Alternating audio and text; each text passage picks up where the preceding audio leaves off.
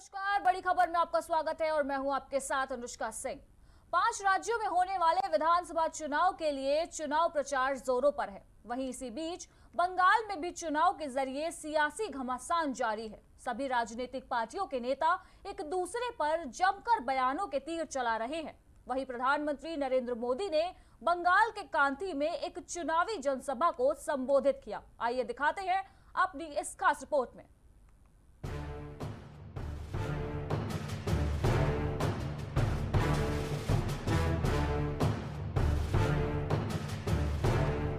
प्रधानमंत्री नरेंद्र मोदी ने बंगाल के कांथी में एक चुनावी रैली को संबोधित किया। इस दौरान उन्होंने ममता सरकार पर जमकर निशाना साधा।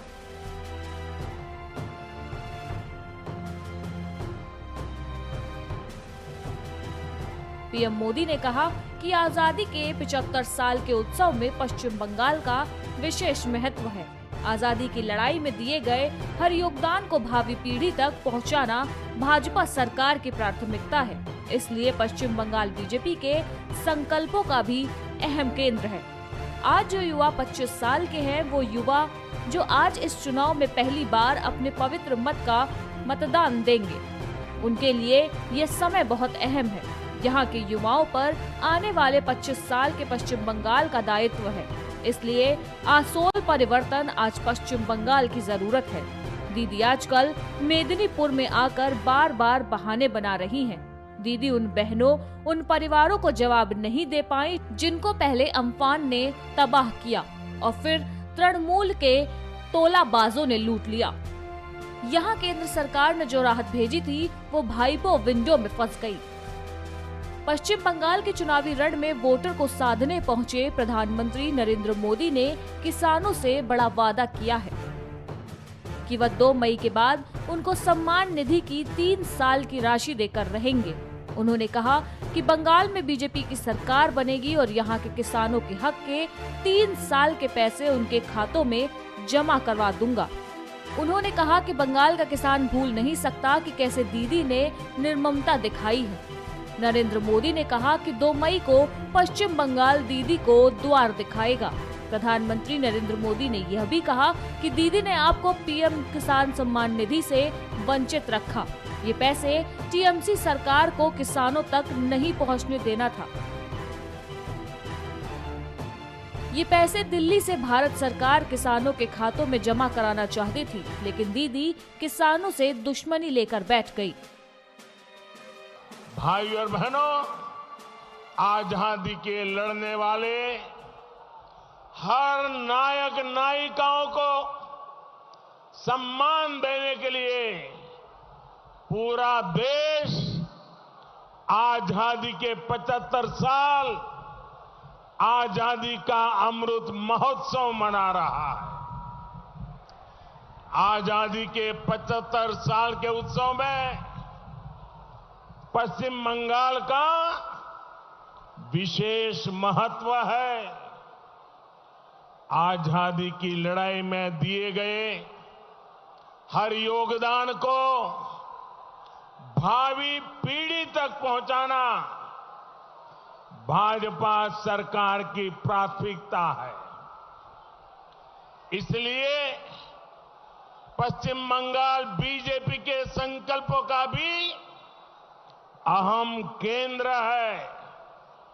आज जो युवा 25 साल की उम्र के हैं, जो 25 साल के हैं, और वो युवा जो आज इस चुनाव में फर्स्ट टाइम वोटर है, पहली बार अपने पवित्र मत का योगदान देने वाले हैं, उनके लिए भी ये समय बहुत अहम है। बंगाल के कोने कोने से अब एक ही आवाज आ रही है। बंगाल के हर घर से एक ही आवाज आ रही है। बंगाल के हर मुख से एक ही आवाज आ रही है। 2 मई दीदी जथे। बंगाल का विकास यहाँ के लोगों का विकास भाजपा का संकल्प है। बंगाल के उज्जवल भविष्य के लिए बीजेपी जी जान से जुट जाएगी, ये वादा बीजेपी आपसे कर रही है। बीजेपी का संकल्प बंगाल के गरीब से गरीब तक, हर क्षेत्र तक विकास पहुंचाने का संकल्प है। बीजेपी हर स्कीम को स्कैम मुक्त करेगी, वहीं कमीशन पर भी रोक लगाएगी। बीजेपी लाभार्थियों के बैंक खातों में सीधा लाभ देने के लिए डीबीटी देने के लिए कदम उठाएगी। कोई भी बिचौलिया नहीं, कोई भी तोलबाज नहीं। बंगाल में भाजपा का संकल्प पत्र भी सामने आ चुका है। उन्होंने जो संकल्प पत्र बनाया है, जनता की आवाज सुनकर बनाया है, लोगों की मुसीबतों को सुनकर बनाया है और बंगाल के भविष्य के लिए बनाया है। केंद्र सरकार हर घर तक नल से जल पहुंचाने के लिए काम कर रही है, लेकिन तृणमूल की सरकार ने यहाँ ये भी नहीं होने दिया। टीएमसी सरकार को आपकी चिंता नहीं है। बहन बेटियों के सशक्तिकरण के लिए जो काम केंद्र ने की भाजपा सरकार कर रही है, उसे डबल इंजन की सरकार कई गुना बढ़ाने वाली है। बंगाल का किसान भूल नहीं सकता कि दीदी ने उनसे कैसे निर्ममता दिखाई है। दीदी ने उनको पीएम किसान सम्मान निधि से वंचित रखा है। बता दें कि गृह मंत्री अमित शाह 5 राज्यों में हो रहे विधानसभा में जीत के लिए पूरी तरह आश्वस्त है। अमित शाह ने यह दावा किया है कि बंगाल में भाजपा 200 से ज्यादा सीटें जीतेगी तो असम में सत्ता में वापसी के साथ ही पार्टी की सीटें बढ़ेंगी। अब देखना यह होगा कि कौन सी पार्टी सत्ता में आएगी। Desk report, prime TV.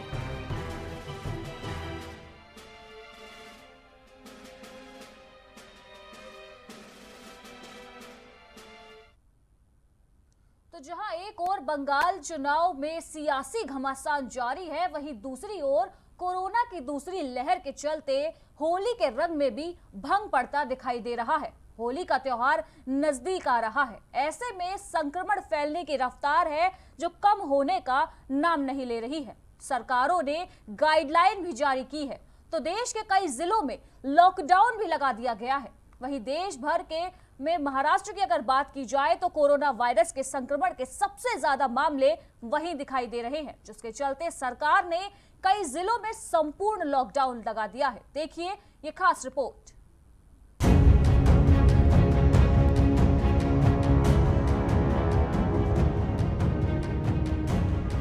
रंगों के त्योहार होली के जश्न में कोरोना वायरस एक बार फिर खलल डालने जा रहा है।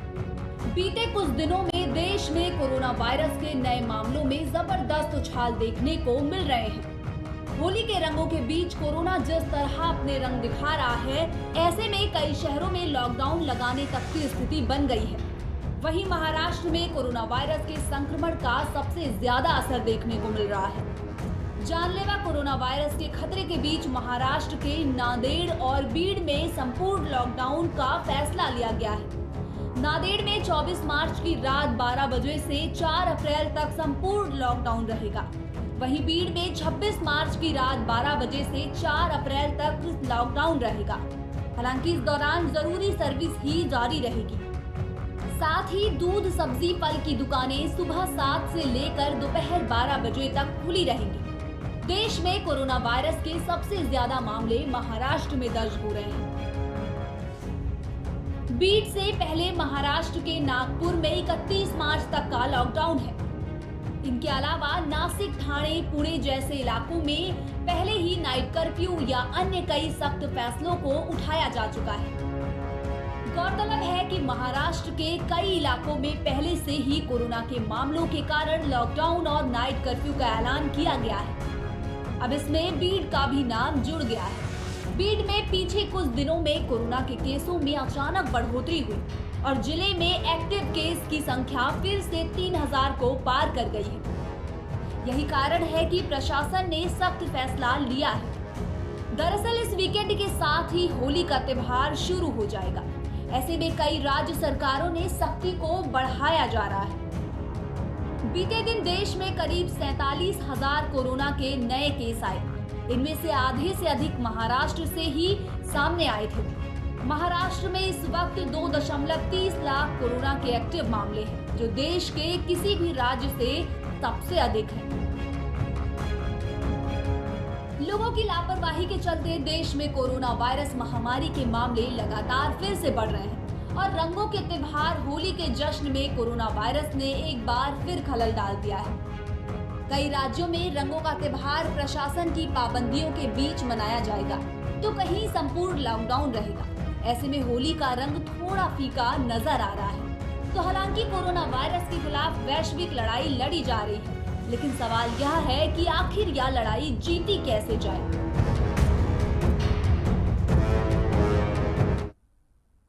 कोरोना का कहर पूरी दुनिया में अभी भी बरकरार है। जिद्दी कोरोना साल भर से लगातार लोगों की खुशियों पर ग्रहण लगा रहा है। कोरोना के चलते लोग खुशी से अपने परिवार मित्रों के साथ त्योहार नहीं मना पा रहे हैं। जी हाँ, होली का त्योहार आने वाला है। ऐसे में कोरोना भी बड़ी तेजी के साथ फैल रहा है और कोरोना का एक बार फिर से फैलना लोगों के साथ प्रशासन को भी चिंता में डाल रहा है, जिसके चलते त्योहार से पहले प्रशासन के द्वारा कुछ गाइडलाइंस जारी की गई है। देखिए हमारी इस खास रिपोर्ट में।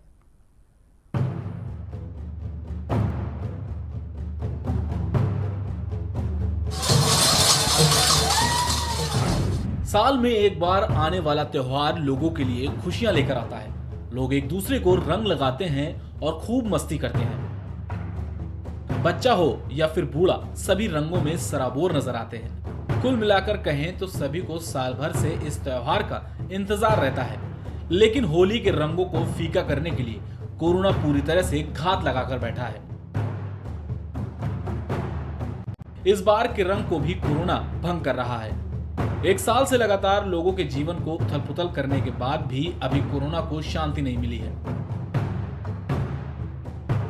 और ये वायरस लगातार लोगों की खुशियों में अड़चन पैदा कर रहा है। पिछले साल भी सारे त्योहार लोगों को अपने घर में मनाने पड़े थे और इस साल के आसार भी कुछ ऐसे ही नजर आ रहे हैं। जी हाँ, कोरोना वायरस के चलते इस बार होली भी फीकी ही रहने वाली है। कोरोना के बढ़ते मामलों को देखते हुए कई राज्यों ने होली पर सार्वजनिक कार्यक्रमों पर रोक लगा दी है। कोविड-19 के चलते एक बार फिर लोगों को घरों के भीतर होली मनानी पड़ेगी। कई राज्यों ने अपने आप पब्लिक प्लेसेस पर होली खेलने पर रोक लगा दी है। आपको बता दें कि दिल्ली में किसी तरह के सार्वजनिक कार्यक्रम आयोजित नहीं किए जा सकेंगे। मुंबई और चंडीगढ़ में भी ऐसे ही नियम बनाए गए हैं। बिहार में होली मिलन समारोह नहीं हो पाएंगे तो मध्य प्रदेश में भी लोगों से घर के भीतर होली मनाने की अपील हो रही है। देश भर में होली पर राज्यों द्वारा गाइडलाइंस जारी की गई हैं। आपको बता दें कि दिल्ली सरकार की गाइडलाइंस के अनुसार राजधानी में होली, नवरात्रि, शब बारात समेत अन्य त्योहार पर सार्वजनिक कार्यक्रम नहीं कर पाएंगे, यानी इकट्ठा होकर होली खेलने की इजाजत नहीं है। वहीं दिल्ली डिजास्टर मैनेजमेंट अथॉरिटी ने भीड़ इकट्ठा करने वालों के खिलाफ सख्त कार्रवाई करने का फैसला किया है। किसी भी सार्वजनिक स्थान, पार्क, मार्केट या धार्मिक स्थान पर सार्वजनिक उत्सव आयोजित करने पर रोक रहेगी। ट्रेनों, बसों और विमानों में भी सख्ती बढ़ा दी जाएगी। मास्क, सैनिटाइजर और सोशल डिस्टेंसिंग के नियमों का सख्ती से पालन होगा। वहीं हम महाराष्ट्र की बात करें तो बीएमसी ने सभी प्राइवेट और पब्लिक प्लेसेस पर होली सेलिब्रेट करने पर रोक लगा दी है। होलिका दहन और रंग पंचमी आपको घर के भीतर ही खेलनी पड़ेगी। पालघर जिला प्रशासन ने भी ऐसे ही प्रतिबंध लागू किए हैं। उत्तर प्रदेश सरकार ने भी कोरोना को देखते हुए गाइडलाइन जारी की है। यूपी सरकार ने सीनियर सिटीजन और खतरे वाले ग्रुप्स को होली मनाने से बचने को कहा है और बिना प्रशासन की अनुमति के किसी जुलूस या समारोह की इजाजत नहीं होगी। हाई केसेस वाले राज्यों से आने वालों की कोविड टेस्टिंग होगी। 24 से 31 मार्च तक के बीच 8वीं तक के सभी स्कूलों में होली की छुट्टी रहेगी। Output desk, prime TV.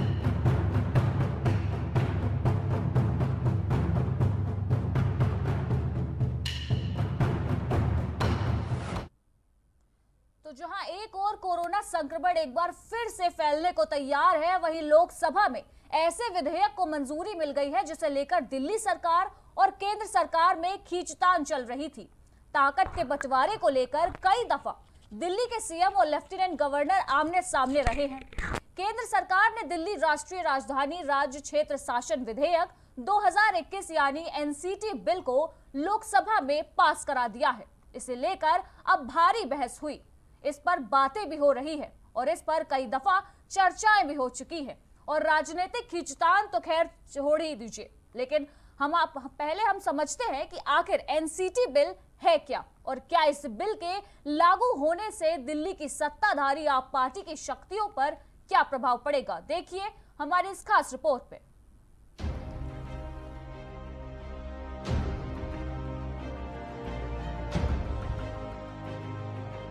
Delhi सरकार और केंद्र सरकार के बीच बीते कई दफा से अधिकार को अब विवाद चल रहा है। कोर्ट के हस्तक्षेप के बाद भी विवाद ज्यों का त्यों बना रहा, जिसे देखते हुए केंद्र सरकार ने बीते दिन लोकसभा में एक अमेंडमेंट पारित कर दिया है, जिससे केजरीवाल सरकार बेहद सदमे में है। अब तक दिल्ली की विधानसभा सिर्फ 3 मामलों में कानून नहीं बना सकती थी, जिसमें पुलिस, शांति व्यवस्था और भूमि को शामिल किया गया था। लेकिन इस विधेयक के कानून बनते ही अब हर कानून के लिए उसे उपराज्यपाल से सहमति लेनी होगी। वह किसी भी विधेयक को कानून बनने से रोक सकता है। इसके बाद पार्टी के तमाम नेता केंद्र सरकार पर आरोप लगा रहे हैं कि उन्होंने दिल्ली विधानसभा को शक्ति विहीन कर दिया है। आप सरकार इस बिल से भड़की हुई है। दिल्ली सरकार का कहना है इस बिल के लागू होने से जनता की चुनी हुई सरकार का कोई मतलब नहीं रह जाएगा। इसे लेकर केंद्र के विपक्षी नेताओं ने भी जमकर निशाना साधा है। चुनी हुई सरकार को जो लोग चुने हैं अपने प्रतिनिधि को, उसका कोई वहाँ पर रोल नहीं रहेगा। हर बार वो कुछ ना कुछ बहाने बना के अटकाते रहेंगे। एक उदाहरण के तौर पर मैं कहूँगा कि खैर महाराष्ट्र तो स्टेट है, वहाँ पर नॉमिनेशन के लिए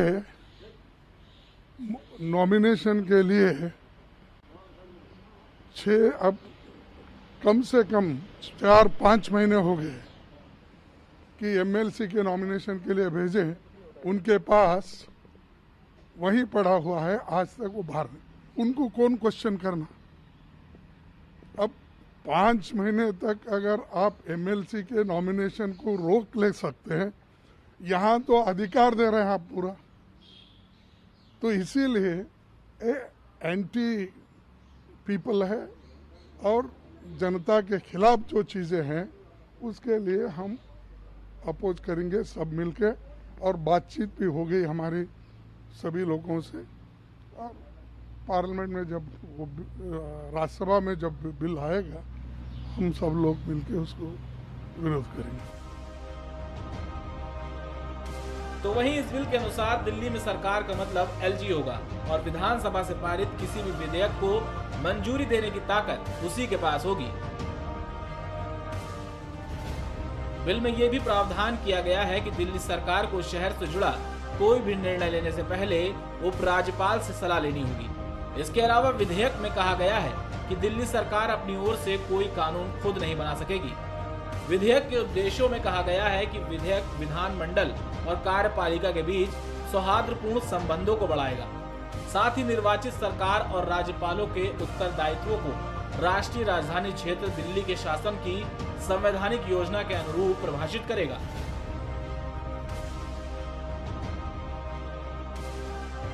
मैं इस विधेयक को प्रस्तुत करता हूं कि जिससे माध्यम से दिल्ली प्रशासन से जुड़े हुए कई मुद्दों को स्पष्ट किया जाएगा और इसके लिए यहां विधेयक 4 सेक्शंस में सेक्शन 21, सेक्शन 24 और सेक्शन 33 और सेक्शन 44 से संशोधन प्रस्तावित करता हूं। अध्यक्ष जी, इसी दिल्ली गवर्नमेंट और एडमिनिस्ट्रेटिव एफिशिएंसी बढ़ेगा और एग्जीक्यूटिव और लेजिस्लेचर के रिलेशंस बेहतर होगी। ये टेक्निकल बिल है, ये कोई राजनीतिक संबंधित बिल नहीं है। डे टू डे एडमिनिस्ट्रेशन में कुछ टेक्निकल का समस्या एम्बिग्यूटी आ रहे हैं, इसको हटाना इस संसद का जिम्मेदारी बनता है। वही दिल्ली में उपराज्यपाल की शक्तियों को बढ़ाने से संबंधित विधेयक को लेकर राजनीतिक घमासान तेज हो गया है। मुख्यमंत्री अरविंद केजरीवाल बीजेपी पर आरोप लगा रहे हैं कि वे लोकसभा में एक नया विधेयक लाकर उनकी चुनी हुई सरकार की शक्तियों को बहुत कम करना चाहती है। केजरीवाल ने कहा है कि ये विधेयक संविधान पीठ के फैसले के विपरीत है। मनीष सिसोदिया ने भी बिल को लेकर बीजेपी पर निशाना साधा है। सेंट्रल गवर्नमेंट पार्लियामेंट में एक बहुत ही अलोकतांत्रिक और असंवैधानिक बिल दिल्ली के संबंध में लेके आई है। केंद्र सरकार दिल्ली सरकार को चलाने का जो GNCTD एक्ट है, ये एक्ट है government of national capital territory Delhi act. इसमें बदलाव करने के लिए एक अमेंडमेंट बिल लेके आई है। ये जो बिल है, ये जो अमेंडमेंट लेके आ रही है केंद्र सरकार, भारतीय जनता पार्टी की सरकार, ये जैसा मैंने कहा कि संविधान के खिलाफ है और साथ साथ लोकतंत्र के खिलाफ है। इस बिल में लिखा हुआ है, ये बिल है, अमेंडमेंट बिल, इसकी कॉपी है।